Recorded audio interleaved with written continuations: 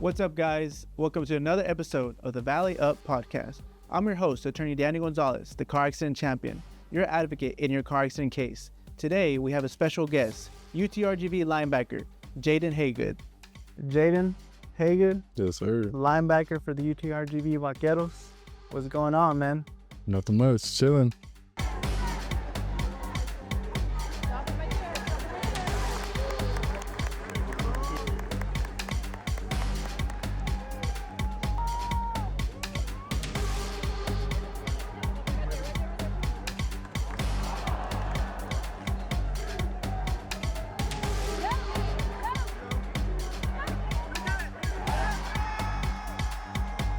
Hey man, so I'm really pumped. And the reason why I'm really pumped is because you're the first defensive player here in the Valley Up podcast. Yes, sir. And I played a little bit defense in high school, varsity ball.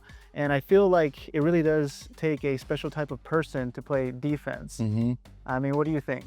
I think the same thing. I mean, you really got to be unselfish because the plays can always go away from you or they can go to you. And just depending on the type of game or the type of team you're playing, you could not get one play your way. But then last night, Saturday, I had first half, I had 11 plays my way. So, I mean, it's just being unselfish and just doing your job.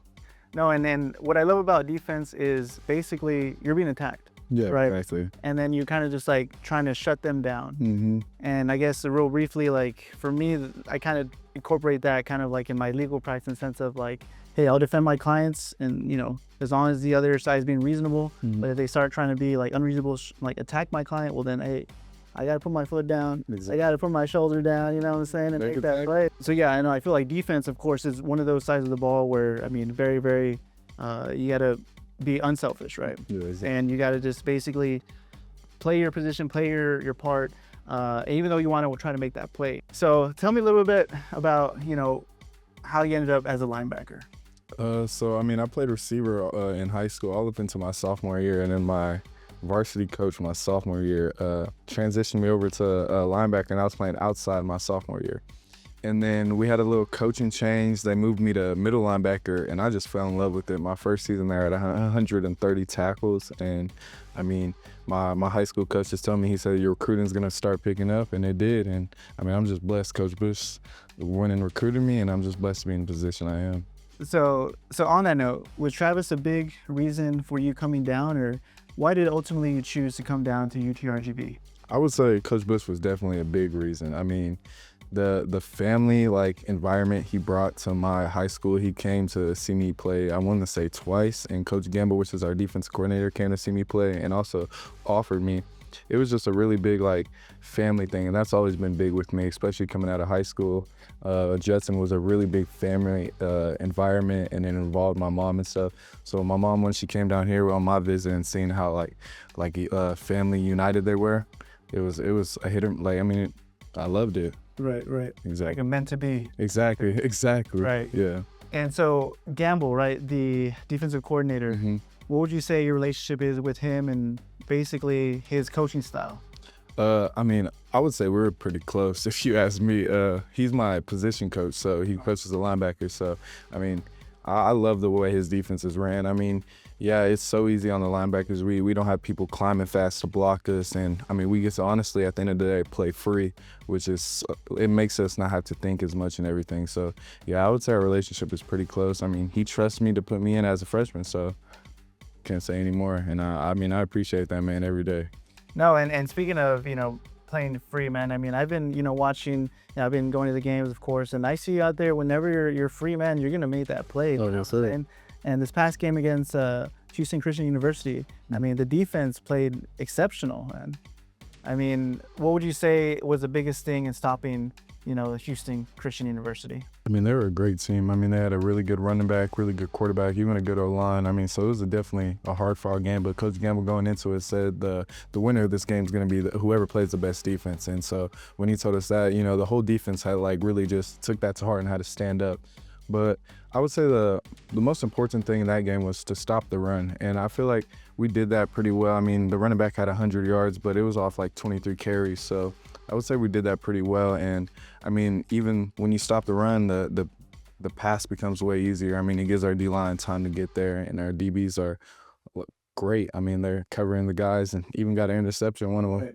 Yeah, no, I saw that. I think you had what, like 11 tackles? Yes, sir. Man, let's go, man. Yeah, yes, sir. I think right now, are you the leading tackler on the team? Yes, sir. Right now, Let's I fucking go, yeah, bro. yeah, Let's I'm go. trying to fly around to the ball. Nah, man, you're flying, man. And thinking about it, I know you're number 23. Tell me a little bit about that. It really was just destined to be. My sophomore year, like I said, they gave me the number, and ever since then I stayed with it. My senior year, I was gonna change my number to 1, and I went into a spring game, and I was liking it. I ended up knocking myself out in the spring game while wearing number 1, and I was like, yeah, that's just God telling me something. So so once I got down here, in the fall I had 58, but that was just for the like practice year. So when they asked me what I want my number to be, I said 23, and I was happy to get it.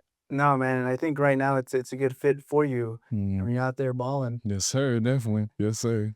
So tell me your top 3 all-time linebackers. Top 3 all time. Okay, so I'm a real big Cowboys fan. So number 1, I'm gonna have to go Sean Lee. I grew up watching him. I mean, he's a great linebacker for the Cowboys growing up. I mean, he had a few concussions, but other than that, he was great.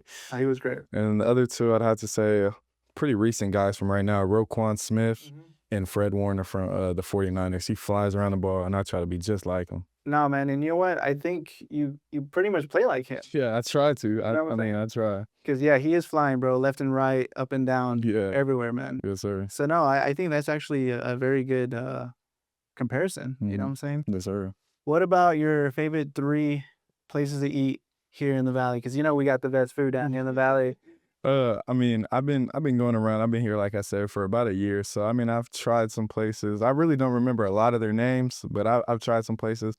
I mean, when I went back home, I tried Dave's Hot Chicken, but it just doesn't match up to the one down here. I don't know what it is, but yeah, it's really good. I love the Dave's Hot Chicken. And then we have I don't really remember the name. We have a taco spot right by Golden Chick, by the university, and it's really good. Me and my homeboys always go up there and get some food.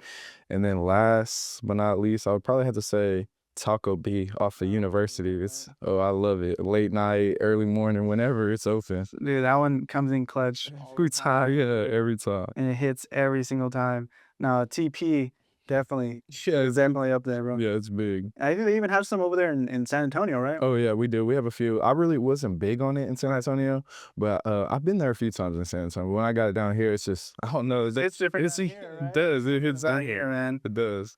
And so, how are you liking the Valley so far, man? I mean, I love it. I mean, they welcome me with open arms. I mean, even like the people, the fans. I mean, they just welcome me. I mean, it's always been nothing but love, and I mean, they never really like at all tore me down. Even when I post on TikTok, that they're supporting my page, saying good game and stuff like that. So I mean, I love it down here, honestly.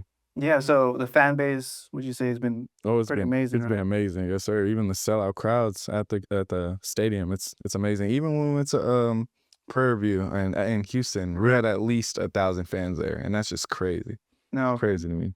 no, for sure. And you know, I was telling Eddie earlier, man. I mean, you know, we are definitely behind you guys 100%. You know what I'm saying? And you know, I told him, and I'll tell you in person, man. I mean, we're proud of you guys. You know what I'm saying? Yes sir. And but of course, right, there's still some more work to be done, Oh, right? definitely. Yep. And I guess on that note, I'll say, so you all have a bye week, right? What's the plan during this bye week? I guess defensively, just kind of work on details. Yeah, I mean, like work on little details, like minor things we might be messing up on, like consistently, I guess you would say, but also at the same time, just getting our bodies back right. Right. I mean, just having, like, being able to go out there and when we play Lamar, just to be able to play 100% again, like, because I know some of us are banged up with leg injuries, hip, could be even some shoulder injuries, Right. but just go out there and just play free, and Right. yeah, that's about it. No, and I think that this bye week comes at I would say, a perfect time. Exactly. You know what I'm saying? Because y'all have had 6 games back to back to back, and Mm-hmm. you know, 5-1. I mean, that's solid. You know what I'm saying? Exactly. And then once you get back from the bye week, you have Lamar, which I checked earlier today, and I think they're ranked number 24, right? Yeah, in the FCS, yes. So yeah, I mean, of course, they're a solid squad, but you know, I've been telling all the Vaqueros that have been on the Valley of podcast that I mean, you guys are a solid team. Mm-hmm. You know what I'm saying? Offense and defense, and I really do feel that y'all could beat anybody. You know what I'm saying? As long as y'all play lights out to the best of your ability, I think y'all could beat anybody. Yes, sir. And I do think y'all could beat Lamar. You know what I'm saying? Yeah, I believe the same thing. I mean, we're gonna go in that game same as we went into Louisiana, same as we went into Houston Christian. Just head down, just ready to go to work.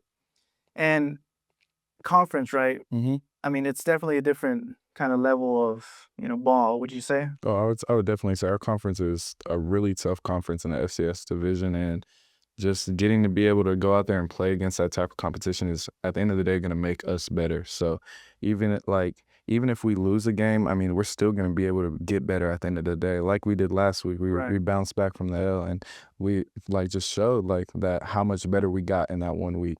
No, for sure, man. And of course, I mean, it was still a good game, against Southeastern Louisiana. Oh yeah. But I think, you hit it right on the head that y'all came back, Mm-hmm. and basically got the best outcome, which is a win against, your conference opponent. You know what I'm saying? Mm-hmm. And of course, I mean, still got a couple games left, but I mean, again, if you all play to the best of your ability, I mean, sky's the limit, man. Yeah, You know what I'm exactly. saying? Anything can happen. I do want to mention, so your time at Judson, what would you say is the most memorable moment playing over there? Definitely, I would have to say my junior year. I'm not necessarily sure which game to choose from, but just any time that junior year, I would say I had probably some of the most fun I did my whole life. Just playing with the people I grew up with, like the older kids I knew from when they were like little kids, and just all my homeboys from playing with each other since we were like 5 or 6, and just going out there and just having fun at the end of the day. I mean, I believe our record was like 4-8, but everybody was having fun. I mean, it was just a great environment to be around. And at the end of the day, wins are always like, you can't always go for the wins. It's just the bond you build on the way there. And speaking of the bond, right, and I know you mentioned it a little earlier, I mean, the bond for the Vaqueros, right? Yeah, it's I big. mean, what would you say it is? I mean, I would say it's huge. I mean, like we had an interview on Saturday night, and Eddie hit it on the head. Like our bond here is so big, and I really he hit it again. Like he said that even at UTSA, their bond wasn't this good, and just for him to hear that from one of our leaders, Right. it's just crazy to hear. I mean, like even I believe it now. Like our bond is like tight. Even after the game Saturday, we were all turning up, listening to music. The guys who weren't traveling, weren't suiting out, they were still turning up with us because at Right. the end of the day, we're family, and a win for us is a win for them. Right. No, man, and I do feel like that brotherhood, right, that y'all have is very unique, especially in today's game, Oh, right, definitely. college football game. And I do think that's why you guys are doing so well, you know what I'm saying? Mm-hmm. And I think that's why you guys are going to continue to do very well. Mm-hmm. You know what I'm saying? Yes, sir. So, anything that you want to maybe say to the fans? I would just say, I mean, thank you for their support. Really, that's all I can say. I mean, just to keep bringing it every home game we got, keep bringing it. If you can make a away game, try to make it as best as you can, and just thank you. And your experience thus far with Vaqueros, Mm-hmm. in a couple words, what would you say?